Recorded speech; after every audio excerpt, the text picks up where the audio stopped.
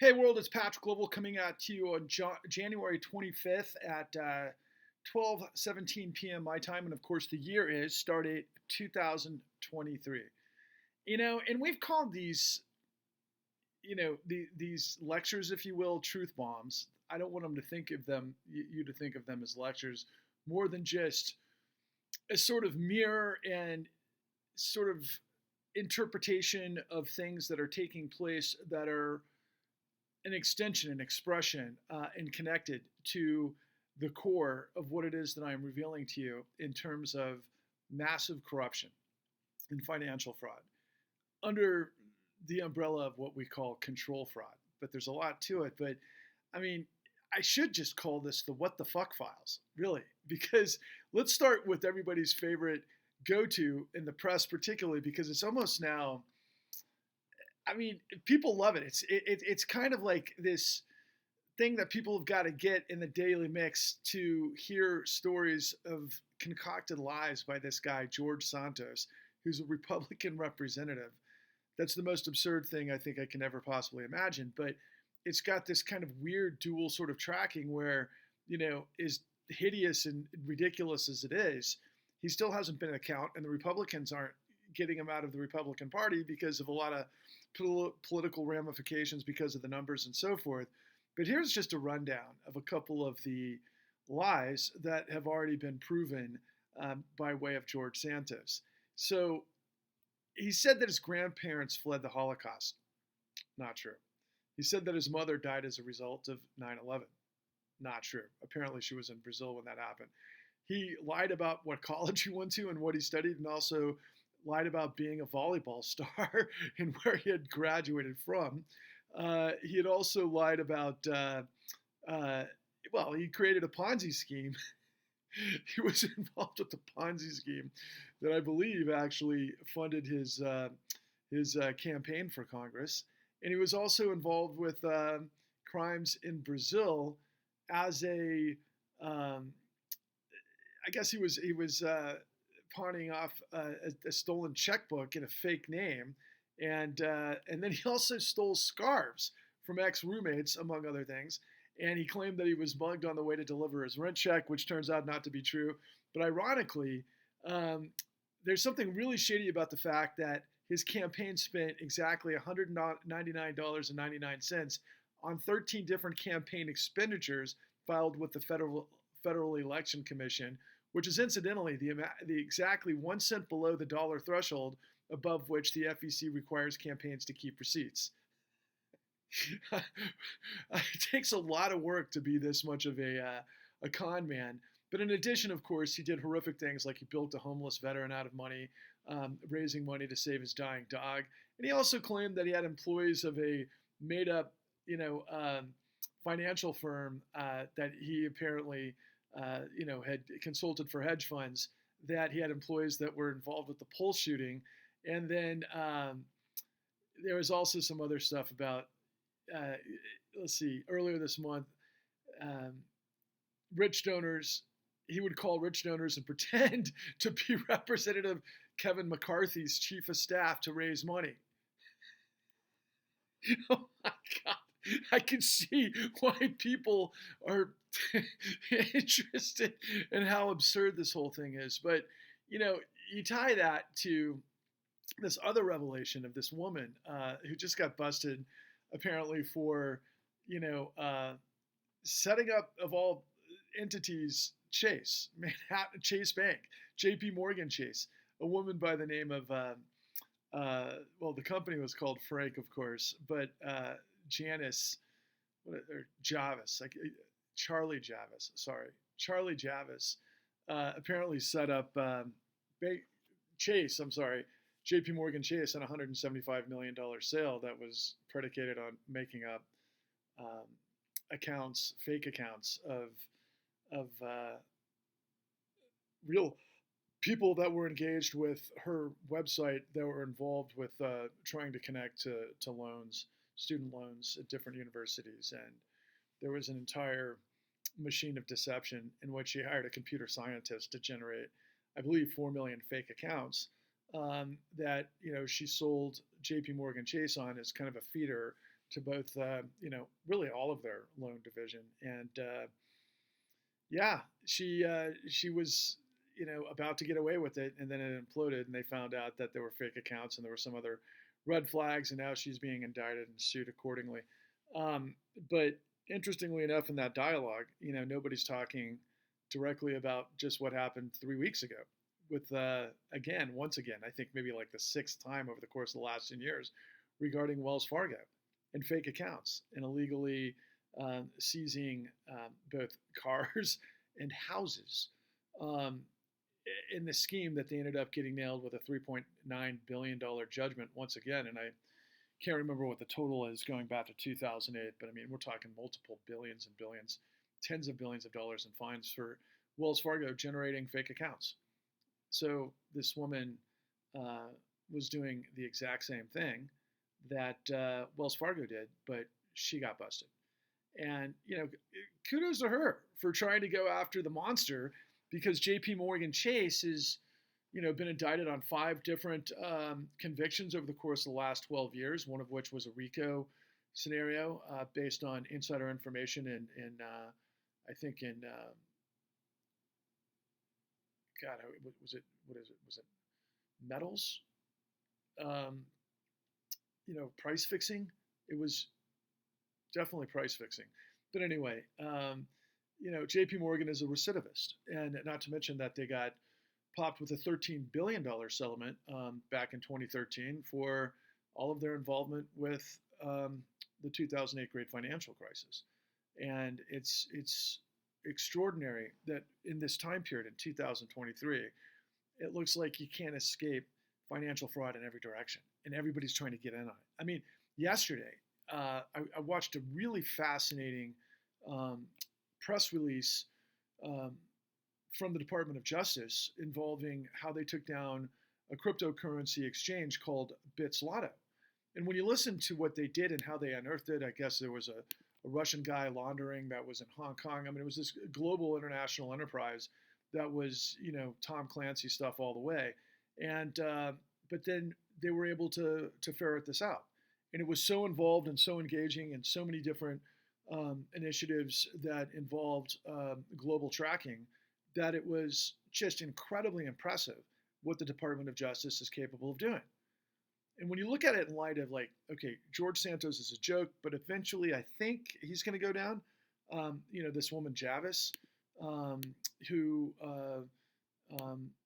got nailed, with this student loan debacle, making up accounts, and basically turning the tables and doing exactly what a lot of these too big to fail banks have been doing for a long time, only to actually do it to one of the too big to fail banks. Charlie Javis in one way to me is, Jesus, I mean, is she Bonnie and Clyde? Is she a hero? I mean, in some ways, maybe, but in the same time, to service to what? Thievery. I mean, no different than George Santos. No different than, whoever's involved with the Pizzolato. And of course, when you look at, for example, this woman Javis, in context to how she came up over the course of the last, I think it goes back to 2017 maybe, she was praised in the press, in the business press, just like Sam Bankman-Fried was in every direction. And of course, we found out later that Sam Bankman-Fried was, not only buying and influencing both parties, with millions upon millions of dollars donated to both parties, particularly at the highest level, and Joe Biden, and then through dark money apparatus, accordingly to, I think it was a COO that was paying off the Republicans, but they were also buying for positive press. Was this woman Charlie Javis doing the exact same thing? Look, no matter where you go, again, I should call this the What the Fuck Files, because people are using a combination of technology and insiders and really smart people and cleverly fiendish schemes that fit a sort of profile going back to it was only just 5 years ago that Theranos, got popped, at least indicted, and then she went down and got convicted for 11 years, I think, 4 months ago now, right? But all of these are variations of control fraud. And all of them are variations of modern executive compensation built on the short term, built on Gresham's dynamic to get everybody in the food chain to lie about it, including media, which is affinity fraud, And all of these things are on display at in the con at www.thecon.tv. But the only difference between all of these scenarios playing out, quite frankly, in our financial system is the Federal Reserve. The Federal Reserve pumped $29 trillion after the great financial crisis, which was still the largest criminal conspiracy and cover-up in history that never ended, that was, involved with tens of millions of felonies involving millions of people, quite frankly. And the worst of the worst sort of scenarios where affinity fraud plays out in places like African American churches, where African Americans were taught to go in and find specific types of people that they could turn into predatory loans and then basically steal their houses, among other things.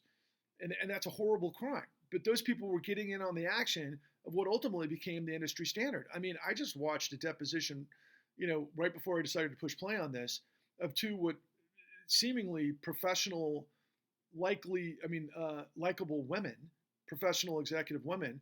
One was a trustee and the other one was an attorney representing a trustee in a deposition where this trustee admitted no knowledge of the original wet ink note that she was creating collateral files using, mocked up documentation just to fit, the criteria for closing on a house illegally for a debt that she or the trustee doesn't have knowledge of, which is the whole point of the trustee.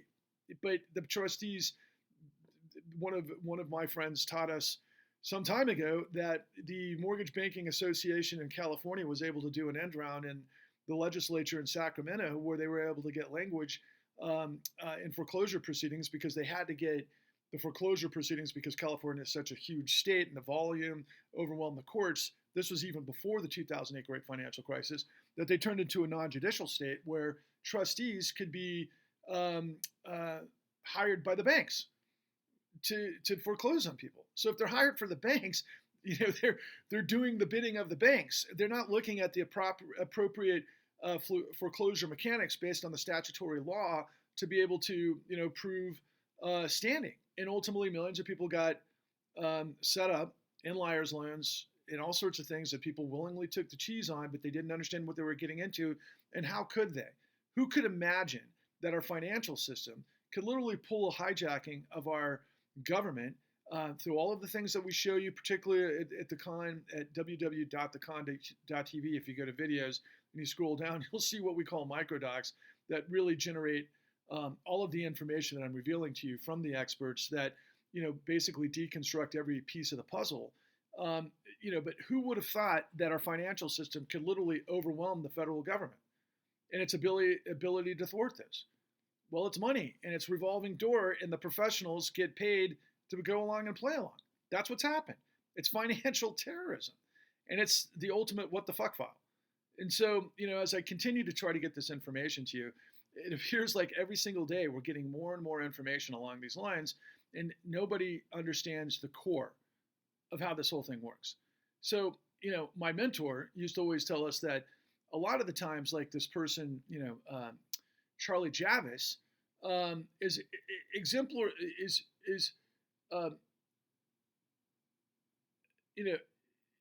she's small potatoes. Like what happens is the law will go after the mice while the lions roam the website, and the lions are the too big to fail institutions.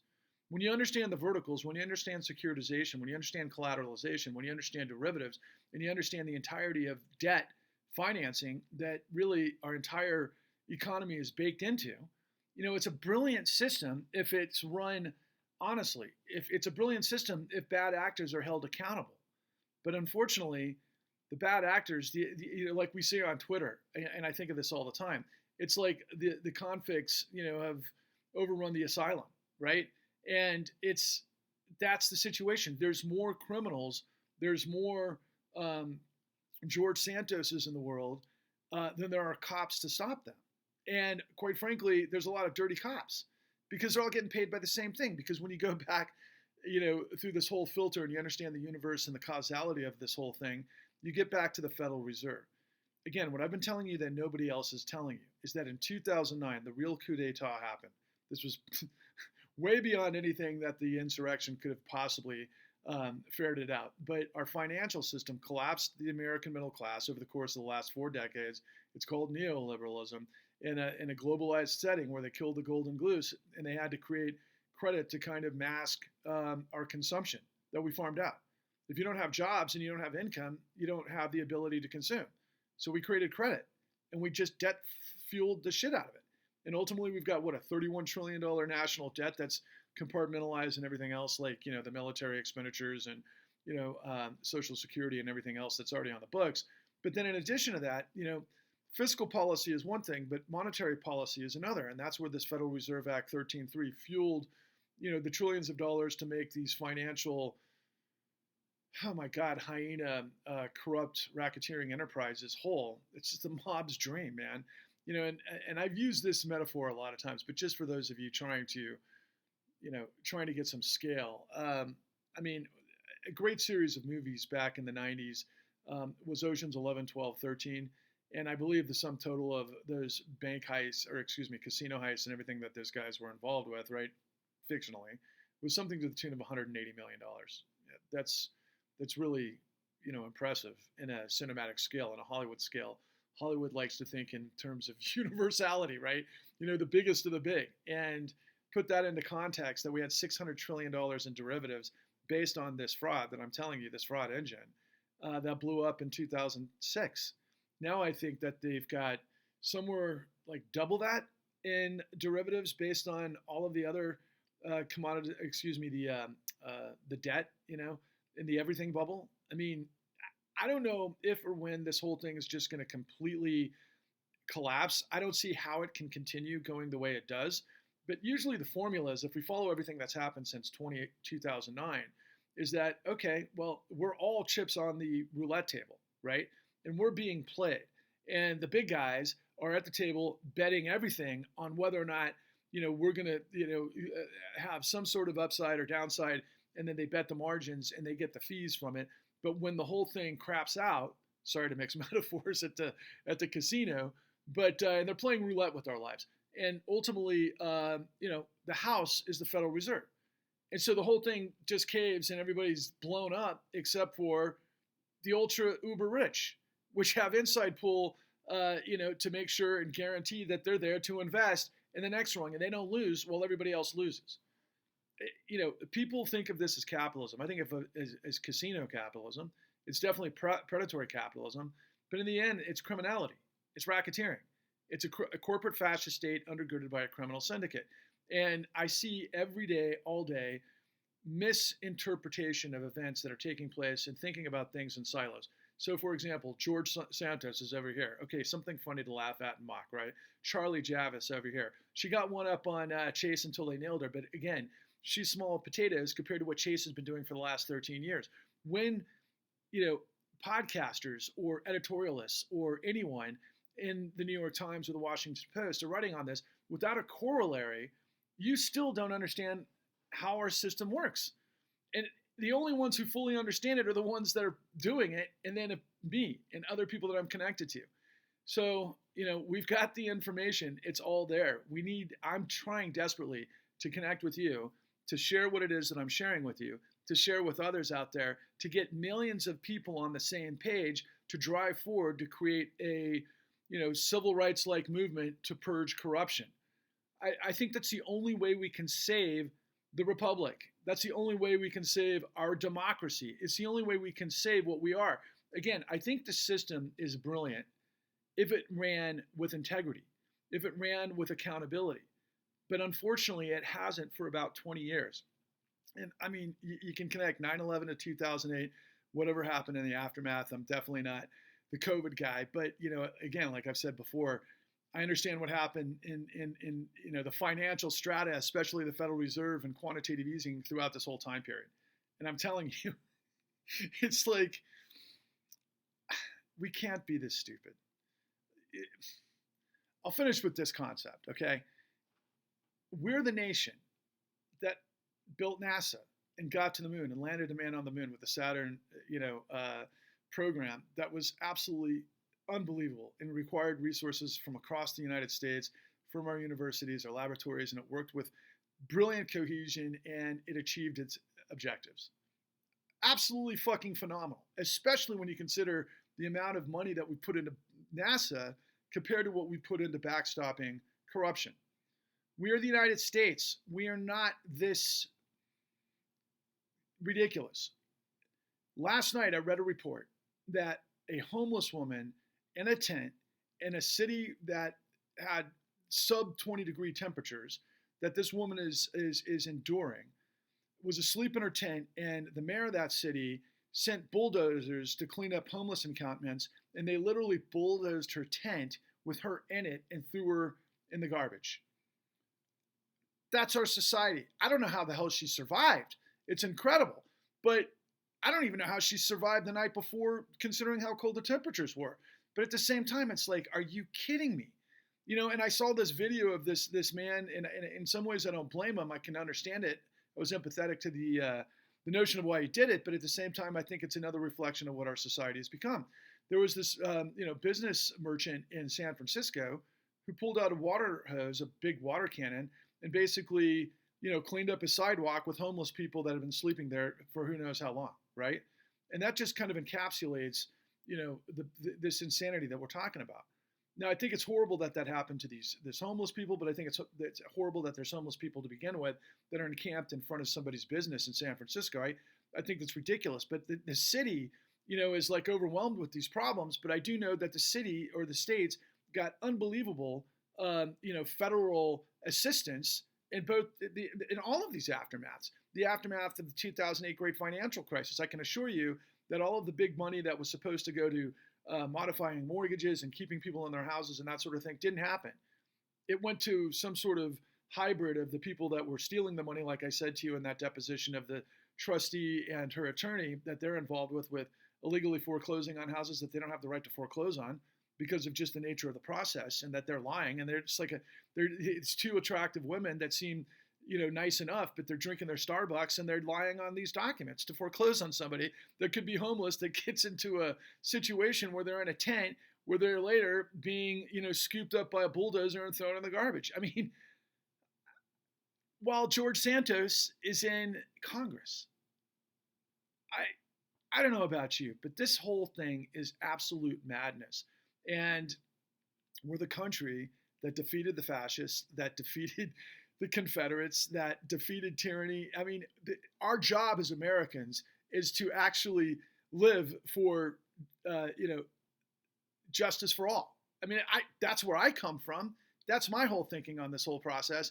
And we have the answers that can prove exactly how all of these things work. And I'm connected to the guys that could actually take it to this vile monstrosity of corruption if only millions of you would come to us to help us rise up and lift this up above the madness of obfuscation of the lies and all of this stuff that just fuels what it was that I opened up with. Anyway, it's crazy days indeed, my friends. And I'll finish like I always finish with onwards and upwards to the rest of you. And thank you for listening. All the best.